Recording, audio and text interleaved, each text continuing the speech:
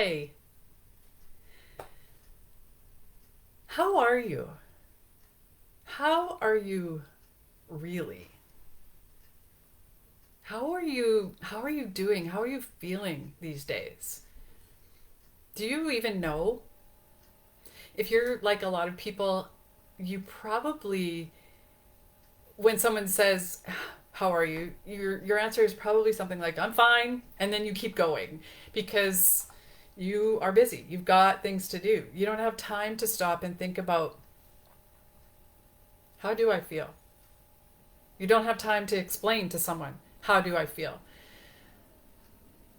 Do you even have time to feel?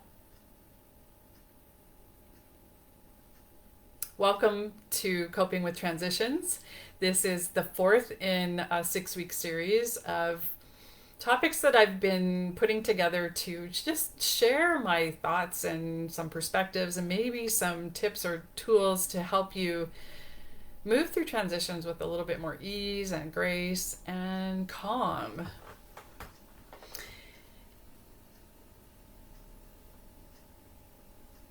If you don't have time to feel or to stop and to share with someone how you feel, chances are you are pushing that aside. You're just putting it away for later, suppressing it in some way, and just saying fine. And you keep going because you've got things to do and you have a lot of things to do, and you just don't have time to stop and feel.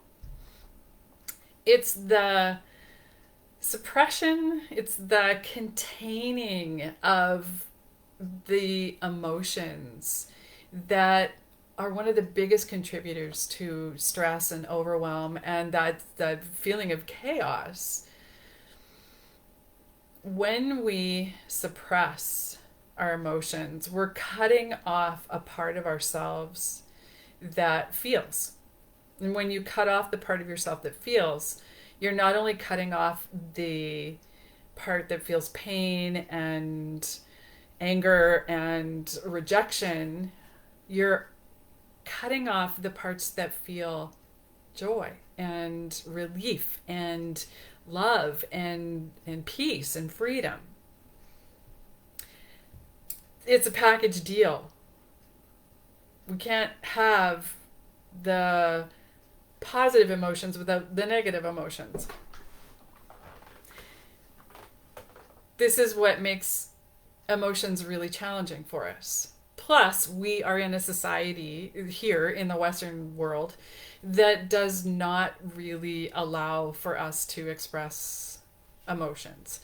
We can express some as long as they're the positive ones, and as long as they're not too positive, because we wouldn't want to be too excited or too happy or too blissful because I don't know, something I don't know, there's something bad about that too. I don't know what, but we're pretty conditioned here that we have to keep things pretty middle of the road, pretty mediocre.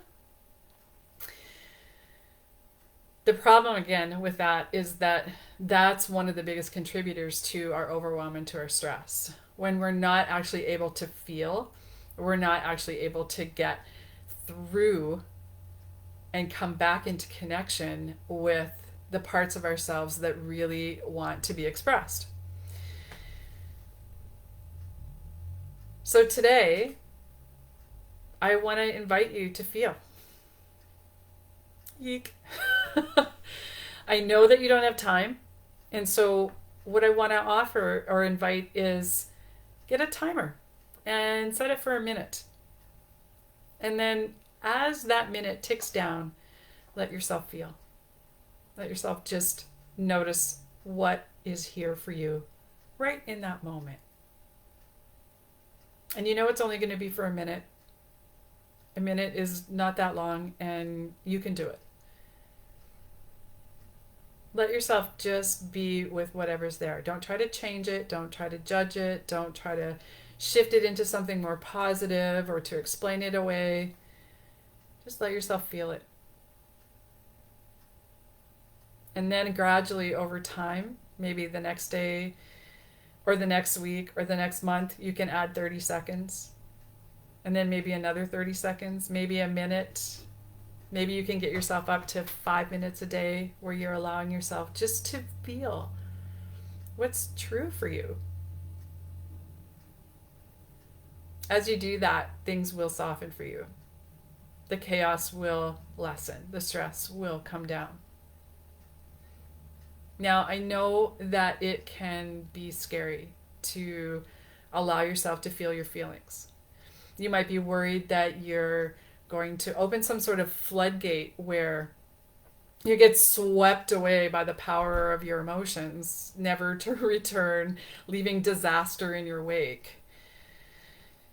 And I can tell you with a fair bit of certainty and experience that the chances are very slim that that will happen. And in fact, research backs me up on this.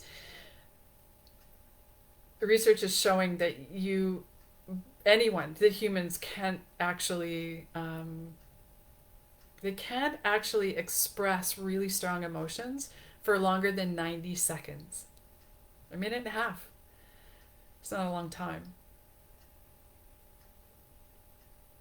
Now, if you feel like you are someone who is at risk for being overpowered by their emotions, then I want to invite you to seek support.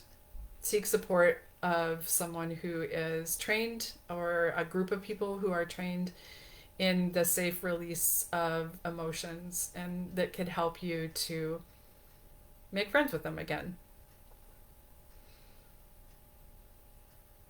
That's it. That's all I wanted to share today. Let's get emotional. Let's allow ourselves to feel. And as we do that, we can open the gates for more peace, more calm, more freedom. If you want to go a little more deeply into this, we will be exploring some of this in my Way of the Happy Woman retreat. It's a one-day retreat. It's happening on October the 15th. The information to join us is in the comments below. And speaking of the comments below, I would love to know, what is the emotion that you struggle the most with expressing? Write that in the comments below, and let's get a conversation going about ways we can support each other in being a little more emotional. I will be back again next week, Thursday at 12:30, and I hope to see you there.